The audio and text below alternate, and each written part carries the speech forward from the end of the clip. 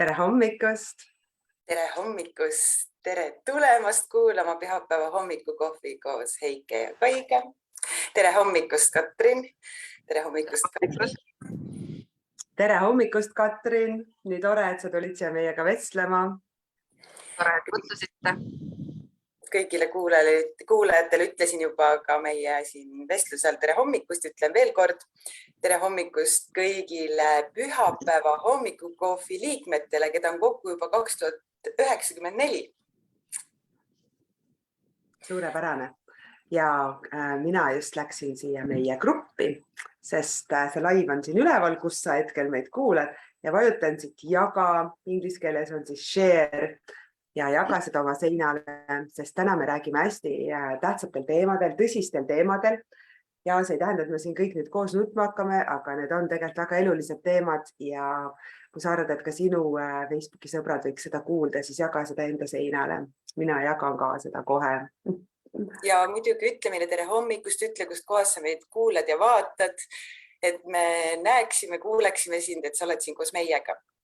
Aga mina kohe läheksin meie selle traditsioonilise alguse juurde, küsiksin Katrini käest, et kuidas sina oma hommikukohvi jood? Mina joon hommikukohvi oma lemmikrõusist.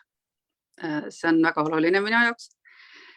Siis ma joon sellist musta kohvi ilma suhkruta, pigem lahjemat ja nüüd viimased paar kuud ma olen lisanud hommikukohvi sisse teelusikatäie. See on, mis see pulber nüüd oligi, väga tervislik, mis on. Kollageen. Kollageen just ja kollageen kaarobi ja kaneeliga. Et väga mõnusa maitse lisab sellele kohvile ja kasulik ka. Seda tuleb vist proovida, sest et minu arust meil on mitu külalist öelnud, et nad seda lisavad, nii et panen selle omast. Tuleb ära proovida ja kusjuures mul on isegi kaasas, ma sain ju Boost Yourself käest kingituse emadepäevaks, mul on seal paar asja veel kasutamata, üks ongi, et kollageen, mis ei ole mulle täitsa otsas, et panna ka kohvi sisse, nii et nii tore, Katrin, et sa seda meile meelde tuletad, aitäh sulle. Mitmes hommikukohv meil on, kas ütlesid juba või?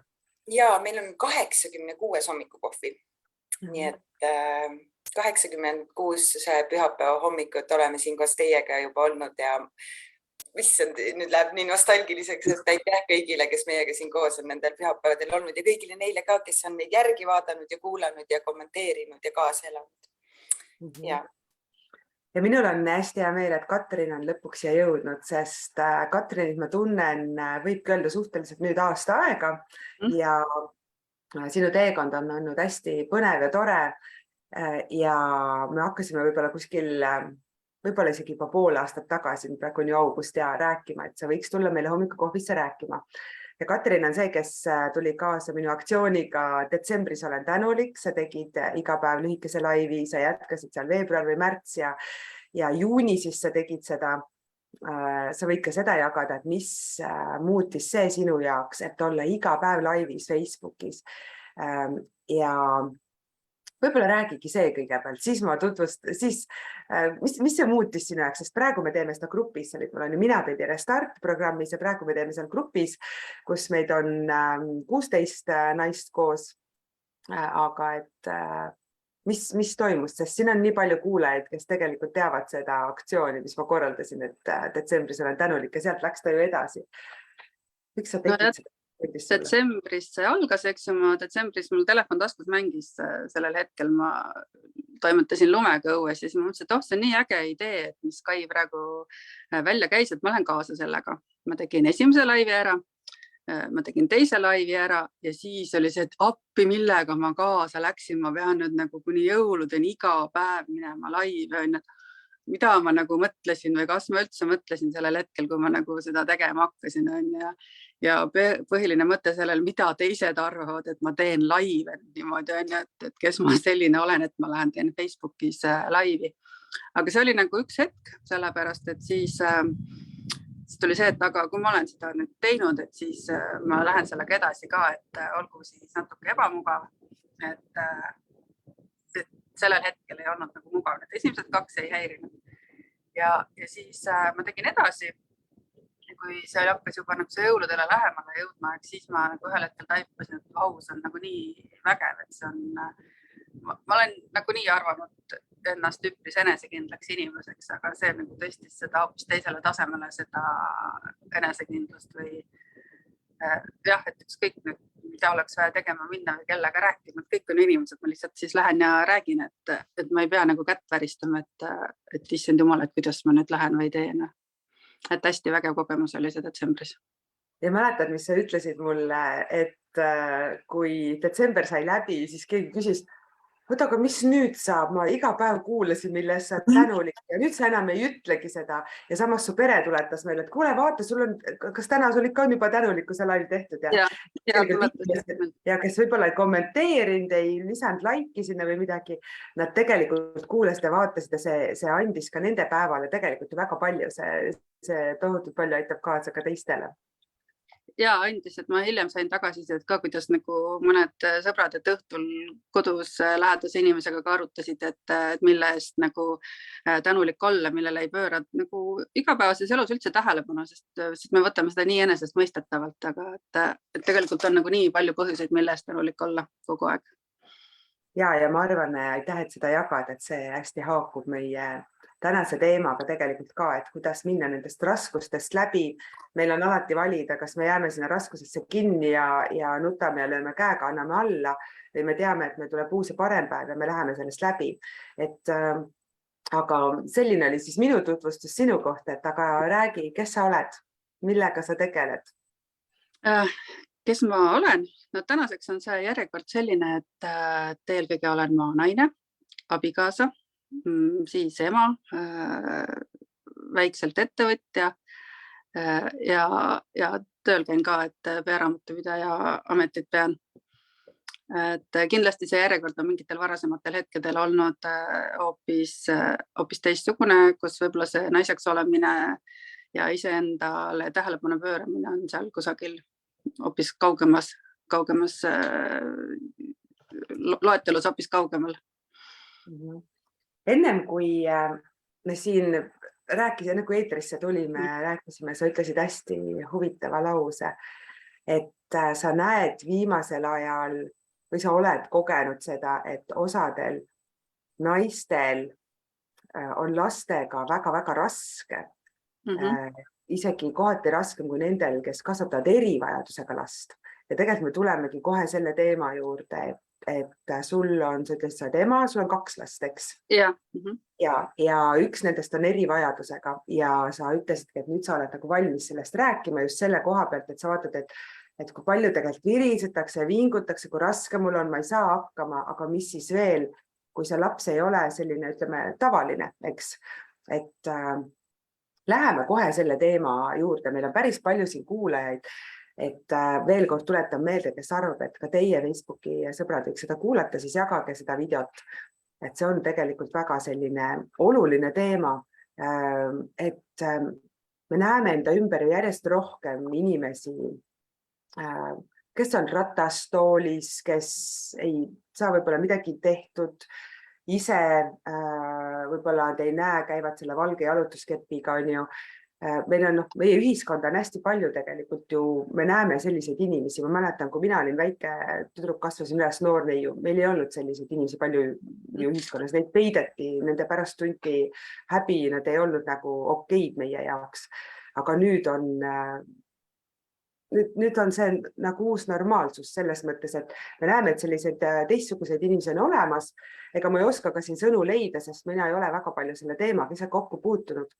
Aga räägi, Katrin, natukene, et kuidas siis on kasvatada erivajadusega last ja miks sa otsustasid, et aga kuule, räägime nüüd sellest niimoodi, et teised ka kuulevad ja et sa oled nõus rääkima avalikult, et on see häbitunne, see, mis teised arvavad, nagu kadunud. Ja see on teiega kadunud, eks ju, see tunne. Ja no, ütlesid, et mul on 2 last, eks ju, et noorem laps on autist. See ei ole vaata nüüd nagu selline erivajadus, mis paistab nagu kaugele silme, eks, et ma nagu näen ju ka, et on ju palju keerulisemaid seise, eks ju, kui on füüsiline puue, liikumispuue või ei näe või ei kuule, eks ju, et noh, see olla autist, me nagu tegelikult nüüd peres mõtleme ka, et see tegelikult ei ole puue või erivajadus, et see on nagu erivajadus on ta nagu süsteemi jaoks, et siis sa saad, eks ju, koostada rehabilitatsiooniplaani, sa saad nagu ligipääsu teenustele, mis mingil hetkel on lapsele või perele vajalikud. Aga kuidas nagu meie lähenemine see, et olla autist on uhke ja see on lõputu võimaluste jada, mis sellega kaasneb, mis ei tähenda seda, et see on kerge. See ei tekitaks vahepeal trotsi, eelkõige lapses endas ja on nagu asju, millega tuleb võib-olla iga päev kokku puutuda ja tegeleda. Aga sellisesse seisu, nagu me oleme nüüd oma mõttemaailmas jõudnud ja niimoodi me edasi läheme.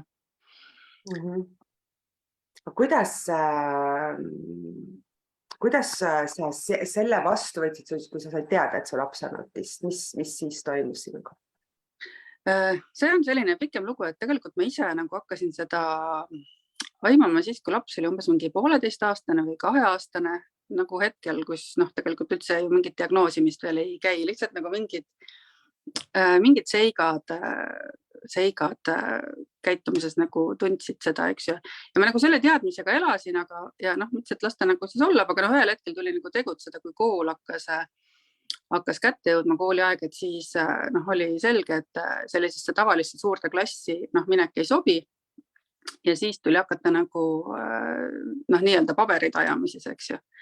Et see tee läks meil nagu väga lihtsalt ja ladusalt, et kui ma olen kuulnud, et kuidas aegasid spetsialistide juurde ei ole, sa ootad nagu pikalt, eks ju, ja siis ei saa, et ma ilmselt sattusin nagu õigel hetkel õigetesse kohtadesse, õigetesse inimeste juurde, et meil läks see nagu kõik väga ladusalt ja vaatamata sellele võttis see aega 10 kuud.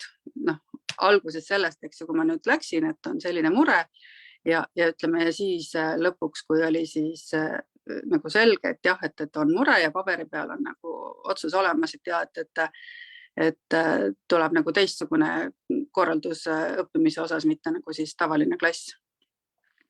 Aga seal vahepeal nagu see hetk, et kui psühhiaater kutsus siis nagu ilma lapseta mind enda juurde ja ütles, et paneme diagnoosi, eks ju, siis see hetk nagu ikkagi võttis korraks kuidagi nagu jalad alt, sellepärast, et kuigi ma nagu olin teadnud seda, ma olin selleks valmis, ma isegi olin oodanud, aga siis oli see ikkagi nagu mustvalgel kirjas, et ikkagi ongi, et ma ei ole seda nagu ise ette kujutanud või välja mõelnud, aga ma arvan, et sellega leppimine läks ikkagi nagu kiiresti ja kergelt, et see ei olnud nagu, see ei tulnud nagu välk selgest taevast ja sellest oli abi. Mis siis edasi, et mis toimus ikkagi teil siis näiteks pereelus või sest ma tean, et ikkagi on natukene seal ju teistmoodi kohtlemist või võib ka öelda mõnestes päris palju oleneb kelle üks, kuidas on jälle millega või kellega me võrdleme. Et mis siis edasi toimus, et kuidas sina emana ma ei tea, ma isegi ei kujuta seda ette ja ma arvan, et meil on väga palju kuulajaid meil, kes te kuulate, te võite ka jagada, kui teil on sellist kogemust, et kuidas teie olete sellel hetkel toime tulnud. Et aga tõesti selle lause, mis sa ju ütlesid, et isegi kes kasvatab nagu tavapärast last, sa näed, et neil on raske, kui on näiteks autistiga või erivajadusega lapsega, et toosi näiteks mõned näited. Nüüd tuli küll palju küsimusi, aga hakka otsast rääkima. Näited või raskem, et kuidas see on nagu leppimine, et nüüd on nii.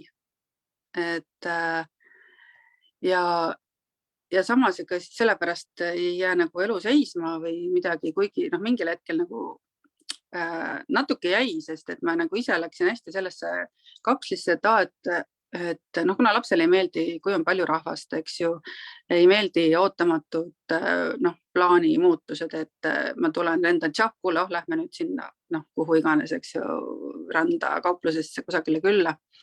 Et siis oligi nagu ühel hetkel muutuski väga mugavaks see, et ma olengi nagu ainult kodus sellepärast, et et nii keeruline on minna, et ei pea ju, ei saa ju minna kuskile, eks ju.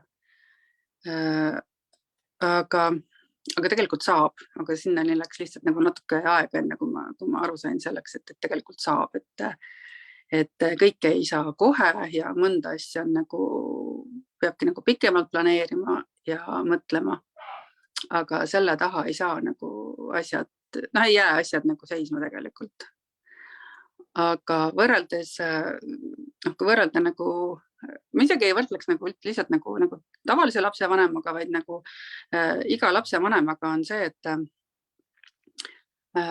nagu viimastel päevadel hästi palju jookseb meil Instagramist läbi Tanel Jeppineni väljakutse reklaami, eks ju, ja nagu tema ütleb, et lapsed vajutavad meil lülititele, eks ju, et mis paneb nagu inimeste lapsevanemad reageerima ja võt see lülitite vajutamine ongi nagu tegelikult see, mida teevad kõik lapsed, ükskõik milline see laps on. Ja raskeks teebki selle see, et kui sa nagu reageeridki nendele lülititele automaatselt, lähed nagu kaasa, lähed põlema ja ma näen, et see on nagu keeruline ja siis seal ei ole ju vahet, millise lapse ema sa oled.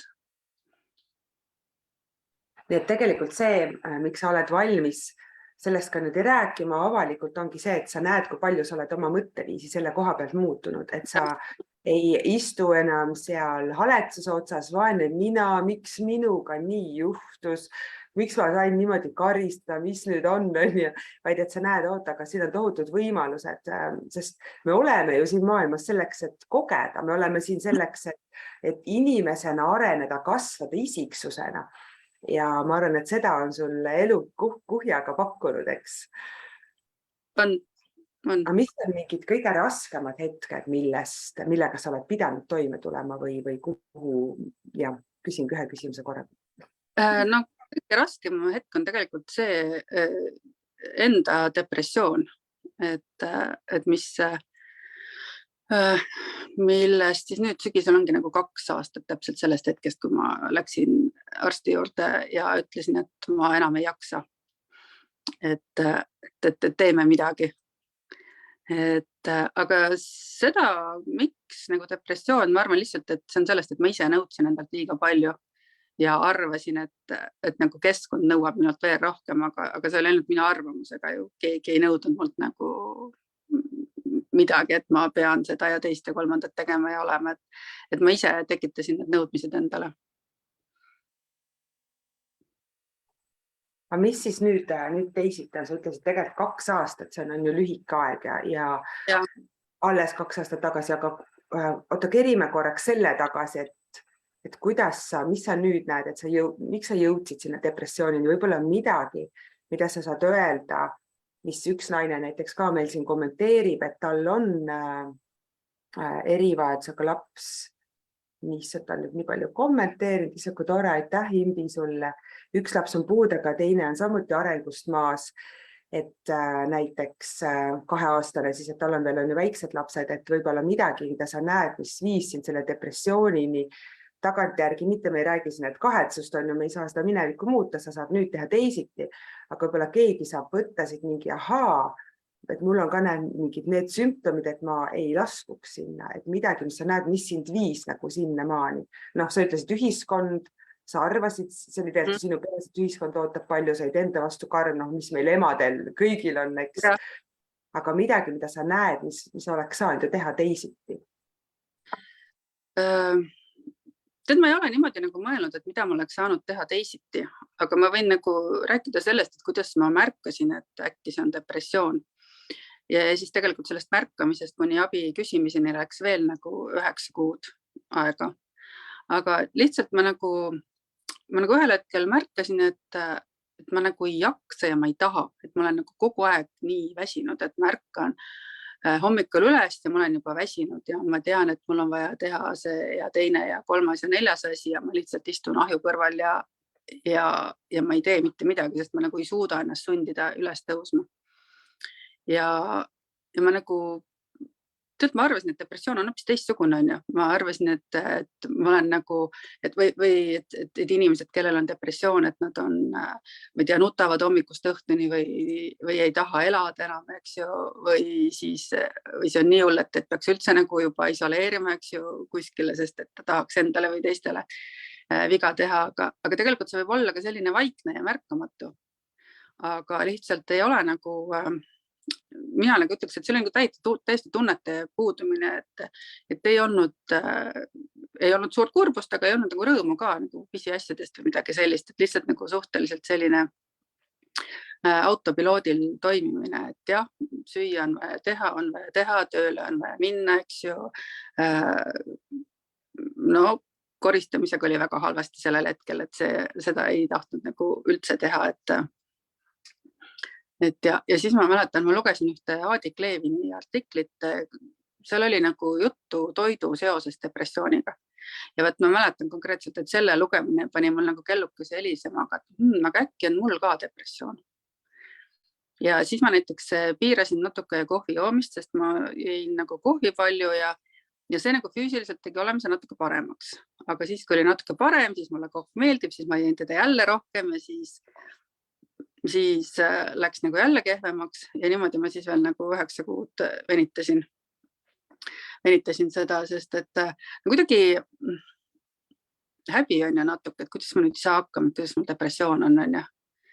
Et sellel hetkel see abi küsima minemine ei olnud jah, nagu kõige lihtsam. Ja sellepärast ma nagu innustan, et kes tunneb, et peaks abi küsima, siis nagu kindlasti minna seda tegema, et meil ju hästi palju räägitakse, eks ju, et ajad psühholoogide ja psühhiaatrite juurde on nagu ei saagi aegu, need järjekorrad on nii pikad, aga et tegelikult ei peagi nagu sinna minema, et alustada saab ka perearstist, et perearst saab nagu väga palju aidata sellel hetkel, mis nagu minu perearst tegigi, Said sa lähedastega rääkida või mõne sõbrannaga või seda sa ei teinud? Ega ma ei rääkinud väga, sellepärast, et abikaasaga ikka natuke nagu jagasin, et äkki on nii, aga kuidagi nagu ei tahtnud rääkida, sellepärast, et tundus, et siis ma nagu süvendan teistes muret, eks ju, enda pärast, et mis nad ikka muretsevad minu pärast, et suures plaanis on ju kõik hästi, on ju, et selles mõttes et seda rääkimist oli nagu vähe tegelikult. Nii et tegelikult, mis jääb siit kõlama on see, et kui on tunda, et midagi sellist toimub, siis tuleks ikkagi rääkida, küsida abi, kas või kui ei taha, siis tuttavalt, siis on ju perearstilt. Et kas sa tunned ka, et autisti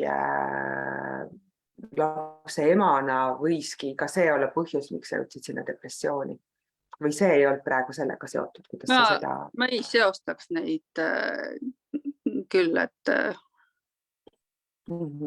et ma arvan, et ma ei tea, eks ma ei ole seda nii sügavalt nagu analüüsinud, aga ma ei seostaks neid niimoodi. Ei, et need on nagu eri asjad, et sa oled leppinud ennem olema selles ema rollis, aga siis tegelikult mingi muu asi tõi depressiooni. Aga kuidas sa said sellest välja, et läheme selle rõõmsama noodi juurde? No ma läksingi siis, kui ma läksin perearsti juurde, eks ju, ma ütlesin, et ma enam ei jaksa, on ju, ja et ma arvan, et ma olen depressioonis, et kui tema ka arvab, et mul on depressioon, et siis ma olen nõus antidepressante võtma hakkama. Sellepärast, et ma nagu saan aru, et ega see tablett ei ela minu eest minu elu ja ta ei korista mul kööki ära, eks kui see segamine on, aga ma nagu ise arvasin, et äkki ta aitab mul sealt ahju kõrvalt püsti tõusta, et ma lähen ja koristan ära selle köögi. Ja selles mõttes mul nagu hästi vedas, et see esimesed ravimid, mis arst välja kirjutas, need sobisid mulle väga hästi. Et ma olen ka kuulnud, et kõigil ei lähe nii hästi, et see esimene ravim ei pruugi olla täpselt see, mida sa vajad.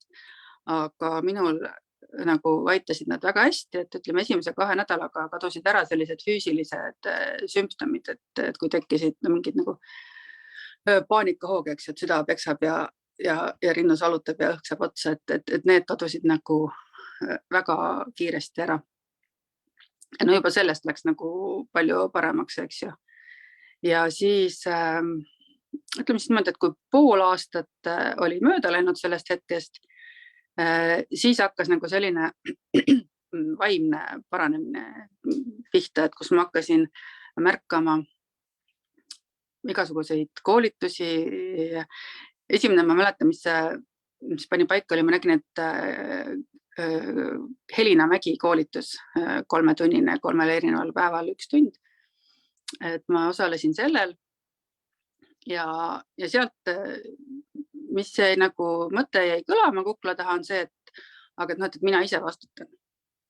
Okei, mina ise vastutan. No, ma saan sellest lausest aru, eks ju, eestikeelne lause on ja, aga nüüd ma tean, et ma sellest sisust ei saanud nagu midagi aru. Ja järgmisena oli tasuta Tanel Jeppineni väljakutse süütenööri pikendamiseks lapsevanematele. Täiesti teine teema, eks ju, võrreldes sellega, mida Helina Mägi koolitusel oli, aga jälle kõrva taha, et aga sina ise vastutad, ehk siis mina ise vastutan. Ja siis ma hakkasin mõtlema, et see ise vastutamine, et ilmselt see nagu on oluline asi, et kõik, hetkel siis nagu 2 inimest on, aga vahel nagu kuulasin ka mingit juhuslikku podcasti, mis ette jäi, eks ju, et ikka, et inimene ise vastutab, on ju. Ja siis ei läinud enam pikalt, kui ma jõudsin läbi TikToki sinu väärtuse võimetamise gruppi, eks ju. Ja sealt hakkas vaikselt sellest vastutamisest, sellest arusaamine, et mina ise vastutangi nagu kohale jõudma, et ei ole vaja nagu süüdistada, ma ei tea, ilm on halb ja ma ei tea, see tegi seda ja teine ütles seda ja kuidas mina nüüd selle pärast kannatan, eks ju, et ei kannata, et ma panen ennast ise kannatama ainult, kui ma kannatan. See ei ole nagu ma ei saa veeretada vastutust selle eest, kuidas mina ennast tunnen nagu teistele inimestele enda ümber või situatsioonidele või olukordadele, et olukorrad on alati meie vastu nagu ütles, see oli Bernard Shaw vist. Ja, küsimus on, kuidas me suhtume sellesse olukorda. Et tegelikult sa ütled nii õigesti, et me saame aru eesti keeles lausest, mina vastutan. Ja enamus inimesi võtab nagu minu arvates, mida mina tundsin alguses selle lause koha pealt on ka, et enamus inimesi hakkab vaatama, et ma ütlen midagi, et ma hakkame nagu teiste eest vastutama, et aru saada, et kui minu elus midagi toimub, et mina vastutan, sest minu valik on. Näiteks ütled, jah, ma ei saa ju tulla sinna, sest ma olen tööl, pole vaja leida põhjendusi või vabandusi, sa tegid nagu valiku ja minu jaoks selgus, ma ei tea, kuidas sa võid natuke selgitada, mis koht sinul tõi selle arusaamise, et mis see vastutamine tähendab, minu jaoks on see, et valikute tegemine, mina ju valin.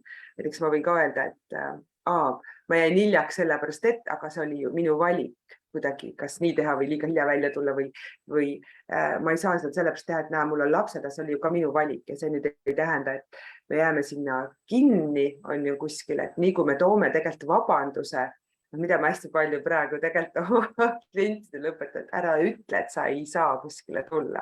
Ei ole sellist asja, et ma näiteks valin selle asemel, et me hakkaks nagu nägema, et see on tegelikult meie valik ja see tähendabki vastutust, et mitte öelda, et ma ei saa, ma käin ju tööl, aga ise valisid, et seal tööl käia, eks, et mis on sinul see koht, et sa saad aru, et mis see tähendab, et aga ma võtan, mina ise vastutan oma elu eest, et kuidas võtta vastutus enda elu eest?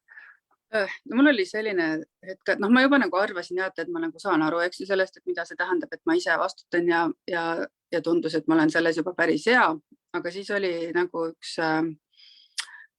üks hetk, kus ma olin koos lapsega, me tegime seal nagu plaane, plaan A ei töötanud, siis vaatame, et kuidas see pedasid, teeme plaan B, siis laps loobus selle plaani B täitmisest ka, eks ju, no vaatame veel C-d ja sellel päeval ei läinud need asjad niimoodi on ja siis ma nagu täiega ärritusin, eks ju. Ja sellel samal hetkel ma mõtlesin, et aga mille pärast või mille peale ma praegu ärritun. Ja seda saan ma ise valida, et kuidas ma sellesse olukorrasse suhtun, et kas ma siin nüüd ärritun, või ei ärritu. Et ma ei pea seda tegema. Sellepärast, et see, et kui ma nagu ärritun, ma nagu otsiksin süüdlast selles situatsioonis. Ja üritad siis seda süüd nagu mitte ennast, eks ju, nagu mina ju ei ole ometigi süüdi. Ja siis nagu läks sellel hetkel see arusaamine ja tunne nagu veel kaugemale või veel sügavamaks, et kui palju ma tegelikult vastutan iseenda elus nende asjade eest, mis juhtuvad. Ja tegelikult neid arusaamisi on nagu hiljem veel jõudnud, et nagu loobumine ohvri rollist. Nii lihtne on teha ennast ohver, kui keegi sulle ütleb midagi, mis sulle ei meeldi. No ei peagi ütlema halvasti, lihtsalt ütleb midagi sellist, mis ei meeldi. Ja siis võiks ju mostitada veel jumal teab kui kaua, sellepärast, et mõtle, et ta ütles niimoodi. Aga mina ju valin, kuidas ma suhtun sellesse, mis öeldakse. Et ma võin valida argumenteerida sellel teemal. Ma võin valida öelda, et okei, olgu nii, lähme edasi, eks ju, et see on nagu nii suur. Ja mõtlen veel, et mida ma nagu veel nüüd olen mõelnud, et aga seda isiklikult nagu vastutuse võtmist võib-olla segamine ajada ka sellega, et hoopis, et sa oled ise süüdi. Et see, et kui ma nagu vastutan iseenda asjade eest, mind see ei ole nagu üldse puudutanud, aga võib-olla just kellel on nagu väga raske seis, et siis on lihtne segi aja teada, et võib-olla kõrvaliselt, aga ta on ise süüdi selles, on ju, ta ise ju vastutab selle eest, aga need on nagu kaks täiesti erinevat asja. See ju ei tähenda, et me peame süüdistama kohe, meil on need andestusharjutused ka olnud seal programmides ja aga kes siis süüdi jääb, kui tema ei ole sellist asja vaja, ei ole vaja nagu mingit süüdlast kuskil otsida, asjad lihtsalt juhtuvad, kõik on neutraalne, me peame andma hinnanguid on ju kohe nendele. See on tegelikult hästi hea, et sa selle välja tood, et keegi kohe ka kommenteerib siin, et ärritumine on süüdlase otsimine. Et aga mis siis, kui meil ei ole vaja mingit süüdlast leida, vaid on vaja vaadata hoopis, et aga kuidas siit on ju edasi liikuda. Eike, sa võid ka sõna sekka öelda, et mis on sinu jaoks? Kommentaare ja kuulan põnevusega, et ma olen nagu kõigega nõus, mida te räägite ja ma näen seda, kui vägev on see, kui sa tuled sellest ohvrirollist välja ja sa võtad selle vastutuse ja sa saad aru, et sa ise saad luua, sa ise vastutad oma elu ja oma otsuste ja valikute eest ja sa saad valida ükskõik mida, et ei ole mingeid piiranguid. Et täiega vägev, täiega inspireeriv hommikukohvi. Aga ma küsiks siia veel, vaikselt hakkame lõpetama varsti, aga et ikkagi, Katrin, meil jäid kõlama need antidepressandid. Mina ei kasuta nüüd, ma tahaks juba öelda 5,5 aastat üldse tablette ja samas ma ka tean, et kui olukord on hästi hull, siis pigem võtta natuke aega neid tablette, teadlikult, et saada nagu maha, siis rahuneda, ütleme niimoodi, ja siis hakata sealt välja tulema. Et räägi natuke sellest kohast ka, et kuidas sa sealt edasi läksid, sest ma tean, tänaseks sa ei kasuta neid enam. Et kuidas, ja sa oled väga palju oma mõtetega tööd teinud ja näinud, et aga kui sina ise oma mõtetega viisid ennast sinna depressiivsesse olukorda, me võime öelda, et ei, mina ei teinud, aga me valime alateadlikult ja ma arvan, et üks vastutuse võtmine osa on see, et vastutuse võtmise osa on see, et me saame aru, et me ikkagi teeme need valikud, aga me teeme nii alateadlikult, siis vaatame, aga kui see mind toob depressioonini, äkki ma siis vaataks üle, mis valikuid ma olen teinud alateadlikult ja siis me saame hakata neid muutma, sa oled ju neid siin viimase aasta jooksul palju muutnud. Et räägi natuke sellest, et võib-olla meil on inimesi, kes siin kuulavad, nad võtavad tablette või mõtlevad või võiks neid võtta. Kas on mingid muud viisi või kuidas saab nendest tablettidest on ju ikkagi lahti? nagu nende tablettide juurde tagasi tulla, siis jah, siis mingil hetkel, kui mul oli juba parem, siis mul käis nagu läbi selline mõte, et näe, ma olen ikka nõrk, et ma ei saanud ise hakkama, et ma pidin hakkama tablette võtma. Aga see oli nagu ainult korraks, sest ma mõtlesin kohe, et no stopp, et tegelikult, et ma nagu võtsin sellel hetkel nagu arusaamise, et see moment neid võtma hakata oli õige, et sellel hetkel nende teadmiste ja kogemustega, mis mul oli, ma ei oleks nagu sealt nagu välja tulnud nii kiiresti või siis niimoodi. Ja siis aasta tagasi ma arvasin, et okei, et nüüd aitab, et ma lõpetan ära selle võtmise. Aga siis tegelikult siit läks veel lugu edasi selles mõttes, et mu keha nagu hakkas vastu sellele, kui ma üritasin lõpetada niimoodi, nagu arst soovitas, et doos väiksemaks 3 nädalaks ja siis veel 3 nädalaks ja kõik. Ja siis ma võtsin mõnda aega edasi ja siis ma alustasin loobumist, aga siis juba nagu oma plaani järgi, mitte nii kiiresti, kui arst soovitas ja mul ei ole veel nagu praegu päris läbi see loobumise, aga see doos on jäänud nagu väga, väga väikseks ja varsti on kõik. Ja tunned sa nüüd, et sa tõesti saad ise teadlikult valida, et kui langed kuskile mõtetes sinna, ma ei tea, kui palju sa veel langed seda kuskile, et mis kõik on jama, kõik on halvasti või muutud. Nii kaugel ei langegi. Ja nagu ma siin hiljuti, eks ju, lapsega rääkides ütlesin, et mul on supervõime ja temal on ka, kui ta nagu tahab, et see ongi, et ma kontrollin oma mõtteid. Et ma ei kontrolli oma mõtted ju kogu aeg, eks see mõte rändab, aga kui ma märkan, et mis see need on, siis ma mõtlen, et stopp, et kõik. Ja ma tuleksin uuesti tagasi selle tänulikkuse juurde, millega me alustasime. Et lihtne on olla tänulik nagu ilusate ja head asjadest, aga nagu tõeline rahulolu saabub siis, kui osata olla nagu igas hetkes tänulik. Et ongi nagu 2 asja, mis mind nagu praegu väga aitavad, on see, et võtan vastutuse ja olen tänulik.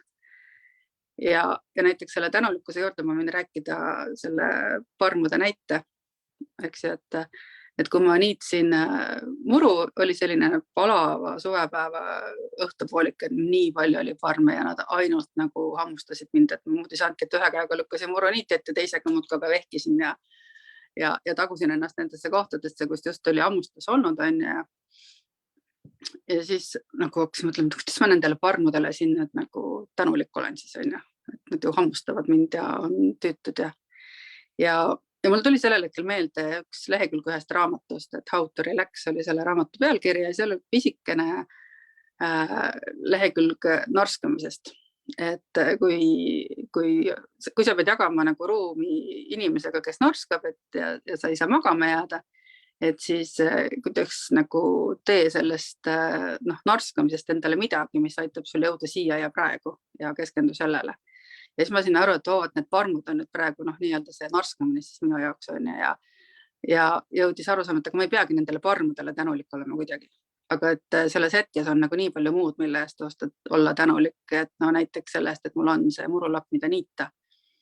Et me Eestis oleme harjunud sellega, et paljudel on eks ju oma aed ja väiksem või suurem, aga maailma mõistes on see nagu suur luksus ju, et kui me võrdleme nagu pindalasid ja elanike arve riigiti. Või et sellel hetkel mul oli täiesti töötav muruniit ja et mõned päevad tagasi oli ta just streikinud, eks ju, et ja ma tean, et parmud kadusid ära, nad ei hammustanud mind enam. Et just nagu igas hetkes leida midagi, mille eest olla tänulik. Aitäh sulle, Katrin. See oli väga hea näide. Kas me hakkame vaikselt otsi kokku tõmbama? Ma küsiks siia, kuigi sa tõid juba välja võib-olla tõid välja need 2 asja, aga ma küsin ikkagist, et millised on sinu 2 igapäevast sellist harjumust või tegevust, mida sa kindlasti teed?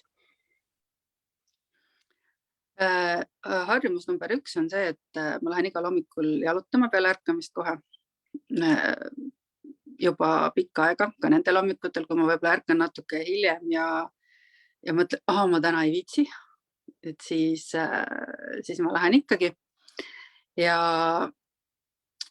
ma olen ühendanud sellega, et muidu võiks nagu teha, et peegli ees rääkida ise endaga, et siis ma selle jalutuskäigu ajal räägin ise endaga ja telefonikaamerat kasutan peeglina, et ma nagu võtan selle päeva alguse, ma vaatan endale otsa, ütlen, et täna tuleb suurepärane päev. Ütlen, et mina vastutan enda elu eest, oma mõtete ja tunnete eest, oma arengu eest ja iga tulemuse eest, mille saavutan. Ja mõned veel positiivsed mõtted ja afirmatsioonid. Ja siis saab päeva latta.